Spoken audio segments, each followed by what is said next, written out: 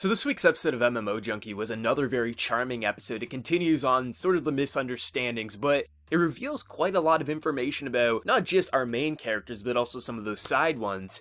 And this store clerk has become even more relevant than I thought he was going to be, and it's so obvious that he was the guild leader of this guild that Mori plays in, but at the same time, you didn't, at least for myself, and I didn't see anyone in my comment section saying it, because it seemed like it would be too obvious. The green hair, it just feels like it would have been too obvious that he was one of the people that she's been playing with all along.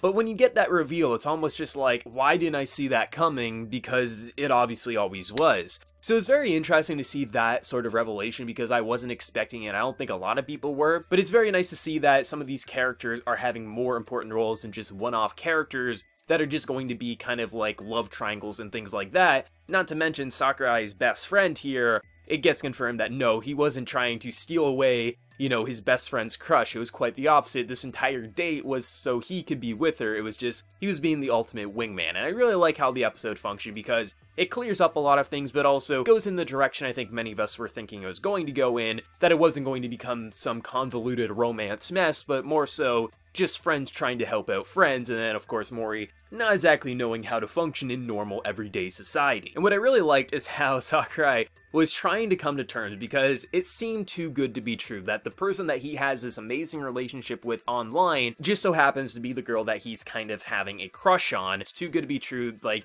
this type of occurrence, even though it's very unnatural, it could definitely happen. As the episode goes on, it gets harder and harder for him to truly accept that no, this has to be the same person. And I love how, of course, Mori gets the date wrong for their date, and then ultimately by the time he runs and finds her and how she got that makeover, which doesn't even look like her, she really does clean up well. I love how the episode starts to how it ends, where at this point he can't deny that. Like, he has to accept it, but I wouldn't be surprised if he plays off the fact and doesn't, like, confront her about her online gaming habits. I wouldn't be surprised if he's the type of guy who might want her to open up to him or something like that. Definitely nice to see how the episode and just series is pacing overall for being halfway done this series, because this is a 10-episode series. It's nice how quickly things are moving along, but at the same time not feeling too rushed, and just how all the characters are kind of interacting and the gender bending and the kind of who likes who in a lot of ways, but also all the confusion and misunderstandings. It really makes this series quite charming and is one of the most pleasant surprises of the season, to be 100% honest, because I don't think a lot of us were thinking it was going to be as charming and as pure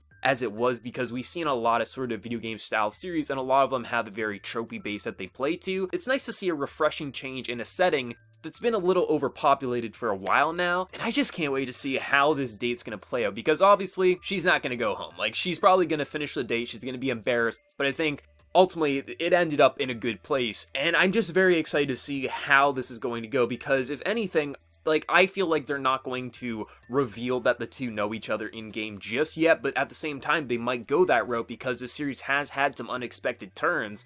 But I'm just really happy that the store clerk owner there, or at least the store clerk worker, had an important role within their guild all along. It's something that obviously was going to happen, but at the same time, I wasn't expecting it because I thought it was too good to be true kind of a thing. And I just like how everything's kind of functioning and how just some people know the real lives of others and how it's a big convoluted mess, but it's a very nice mess is the way I'd put it. I just love the series. It's very charming. I love the voice acting. Mori's voice actress is just amazing. I really think she brings that shy, embarrassed, and just like mature voice to the table perfectly. This is just such a good series. I can't wait to see what's going to happen, especially with that ending. But let me know your thoughts. What do you think of episode 5 and all the reveals, and how do you think that date's going to go next week? So let me know your thoughts. And before you leave, smack that like button, share your support. If you're new to the channel, be sure to subscribe. So until next time, everyone, please take care and have a good one.